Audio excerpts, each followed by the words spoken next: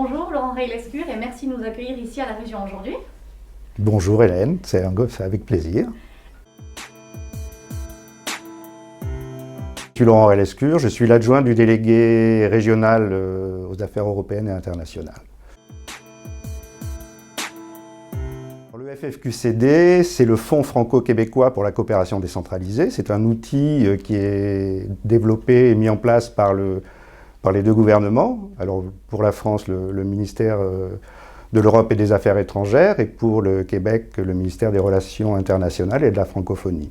Et il a pour vocation d'accompagner les collectivités françaises et les opérateurs québécois dans la mise en place de projets de partenariat. Donc c'est un dispositif qui est ancien et sur lequel la région Nouvelle-Aquitaine, qui a une vieille tradition de partenariat avec le Québec,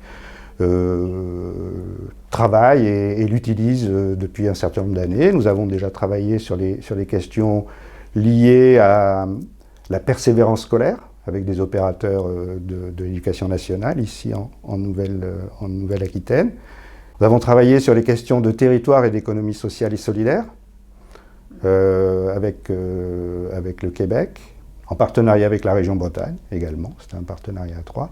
Et actuellement, nous avons un projet autour de la mise en place d'un réseau sur les biomatériaux implantables. C'est toujours une question de rencontre hein, entre des personnes, entre des organisations. Et là, donc, à l'origine, en Nouvelle-Aquitaine, c'est une grappe d'entreprise, un cluster hein, qui s'appelle InVivoLim, qui est basé à Limoges et qui travaille donc sur la structuration de cet écosystème, sur les biomatériaux implantables.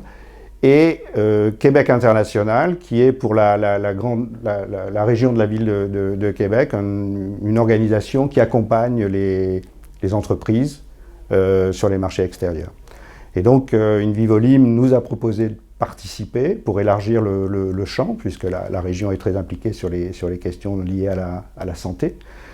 Et donc, nous avons déposé, donc en partenariat avec Québec International. Cette première année 2019 qui s'est déroulée telle que prévu, c'est-à-dire des échanges, hein, un déplacement, notamment une mission animée, gérée, organisée par Interco au mois de juillet 2019, à l'occasion d'un grand symposium qui se tient international qui avait lieu à Québec. Et on a également reçu, au courant de 2019 et début 2020, des entreprises, des acteurs du secteur québécois sur le territoire de Nouvelle-Aquitaine. Le mois de mars arrive, donc à mi-chemin sur le programme, et donc avec l'arrêt des déplacements, il a fallu qu'on se retourne. Hein, voilà. Et donc on a proposé avec Québec International la mise en place d'une plateforme de maillage et de développement de projets que nous ouvrons dans les jours qui viennent. Qui associe également la Rennes Métropole, qui avait un autre projet santé avec Québec International autour de l'e-santé et autour du patient. Et donc l'idée, c'est que cette plateforme puisse permettre vienne remplacer ces échanges physiques hein, et que nous avions dans le cadre des projets classiques. Voilà. Le digital vient effectivement remplacer les contacts directs que nous avions jusqu'à présent. Interco est un bras opérationnel de la région, avec cette capacité d'accueil de délégations étrangères et d'ingénierie sur des missions à l'étranger.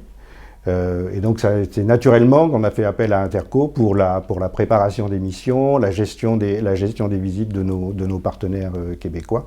Voilà, c'est une équipe, hein, donc région et Interco. Deux mots, quoi, c'est agilité, efficacité, mais voilà, Voilà, chacun dans son rôle, et c'est vrai que sur le côté opérationnel des échanges internationaux, vous avez un savoir-faire qui est reconnu en Nouvelle-Aquitaine et ailleurs d'ailleurs, et qui font que c'était tout naturel de travailler avec Interco.